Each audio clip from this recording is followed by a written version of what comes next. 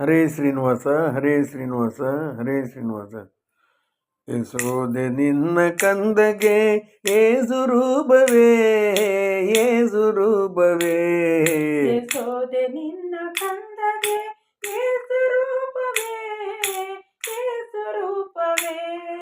ಶಿಶುವಲ್ಲ ನಿನ್ನ ಮಗ ಕೃಷ್ಣ ಜಗತ್ಪತಿಯೇ. ಶಿಶುವಲ್ಲ ನಿನ್ನ ಮಗ ಕೃಷ್ಣ ಜಗತ್ಪತಿಯೇ. ಜಗತ್ಪತಿಯೇ ಜಗತ್ಪತಿಯೇ. ಯಶೋದೆ ನಿನ್ನ ಕಂದಗೆ ಏಸು ರೂಪವೇ ಏಸು ರೂಪವೇ. ಹಸುಗಳ ಕರವಲ್ಲಿ ಹಲವು ರೂಪ ತೋರುವ. ಹಸುಗಳ ಕರವಲ್ಲಿ ಹಲವು ರೂಪ ತೋರುವ. ಬಿಸಿಯ ಹಾಲಿಡುವಲ್ಲಿ ಬೆನ್ನ ಹಿಂದೆ ಇರುವ. ಬಿಸಿಯ ಹಾಲಿಡುವಲ್ಲಿ ತನ್ನ ಹಿಂದೆ ಇರುವ. ಮೊಸರ ಕಡಿಯುವುದಲ್ಲಿ ಮುಂದೆ ತಾ ನಿಂತಿರುವ. ಮೊಸರ ಕಡೆಯುವುದಲ್ಲಿ ಮುಂದೆ ತಾ ನಿಂತಿರುವ. ಹಸನಾಗಿ ಮೋಸ ಮಾಡಿ ಬೆಣ್ಣೆಯ ಮೆಲ್ಲುವ. ಹಸನಾಗಿ ಮೋಸ ಮಾಡಿ ಬೆಣ್ಣೆಯ ಮೆಲ್ಲುವ. ಯಶೋದೆ ನಿನ್ನ ಕಂದಗೆ ಏಸು ರೂಪವೇ ಏಸು ರೂಪವೇ. ಶಿಶುವಲ್ಲ ನಿನ್ನ ಮಗ ಕೃಷ್ಣ ಜಗತ್ಪತಿಯೇ. ಶಿಶುವಲ್ಲ ನಿನ್ನ ಮಗ ಕೃಷ್ಣ ಜಗತ್ಪತಿಯೇ. ಜಗತ್ಪತಿಯೇ ಜಗತ್ಪತಿಯೇ.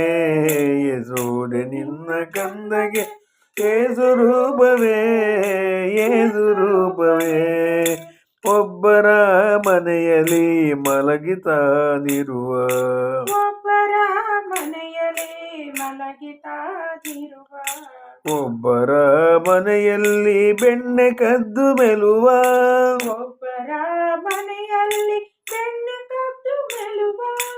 ಒಬ್ಬರ ಮನೆಯಲ್ಲಿ ರತಿ ಕ್ರೀಡೆಯಾಡುತ್ತಿರುವ. ಒಬ್ಬರ ಮನೆಯಲ್ಲಿ ರತಿ ಕ್ರೀಡೆಯಾಡುತ್ತಿರುವ. ಒಬ್ಬರ ಮನೆಯಲ್ಲಿ ಪುಟ ಚಂಡ ನಾಡುವ. ಒಬ್ಬರ ಮನೆಯಲ್ಲಿ ಪುಟ ಚಂಡ ನಾಡುವ. ಯಶೋದೆ ನಿನ್ನ ಕಂದಗೆ ಏಸು ರೂಪವೇ ಏಸು ರೂಪವೇ. ಶಿಶುವಲ್ಲ ನಿನ್ನ ಮಗ ಕೃಷ್ಣ ಜಗತ್ಪತಿಯೇ.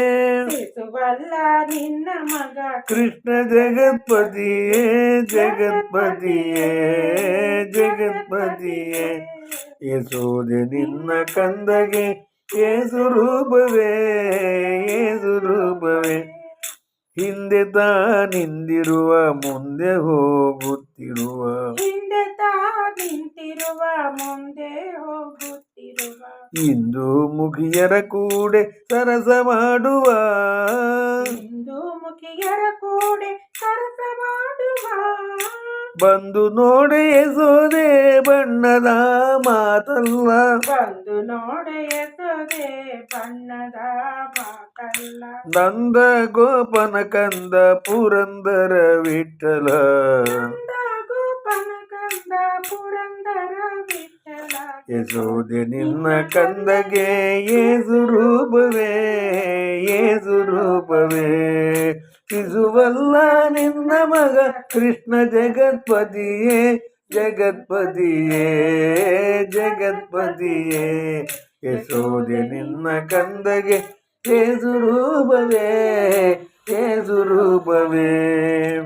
ಹರೇ ಶ್ರೀನಿವಾಸ ಹರೇ ಶ್ರೀನಿವಾಸ ಹರೇ ಶ್ರೀನಿವಾಸ. ఈ కీర్తనలో యశోదే నిన్న కందగే. యశోదమ్మ నీ యొక్క పిల్లవాడు నీ బాలుడు నీ కుమారుడు కృష్ణుడికి ఏ స్వరూపం అది ఏ స్వరూపం కాదు అంటే తెలుగు వాళ్ళు ఇది కన్నడ భాష. ఏ స్వరూపము అంటే ఎంత అద్భుతమైన రూపము అని అర్థం. అంతేగాని వేరే విధంగా ఏ స్వరూపం అని అనుకోకూడదు. ఏ స్వరూపమే ఎంత అద్భుతమైన రూపము. శిశువల్ల వాడు పిల్లవాడు కాదు. నీ యొక్క కుమారుడు నిన్న మగ నీ కుమారుడు కృష్ణుడు చిన్న పిల్లవాడు కాదు పసివాడు కాదు. కృష్ణ జగత్పతియే జగత్తుకు పతి జగన్నాథుడు. ఆయన జగన్నాథుడు ఆయన చిన్న పిల్లవాడు కాదు అని వర్ణించేటువంటి అద్భుతమైన కీర్తన. కాబట్టి మీరు వేరే రకంగా భావించాల్సిన అవసరం లేదు. నేను ఈ పాటలన్నీ కూడా పూర్తయిన తర్వాత అన్నిటికీ కూడా అర్థాలు చెప్తాను. అప్పుడు మీరు అర్థం చేసుకోవడానికి అవకాశం ఉంది. కాబట్టి ముందుగా వేరే భావన రాకుండా ఉండడానికి చెప్తున్నాను. హరే శ్రీనివాస.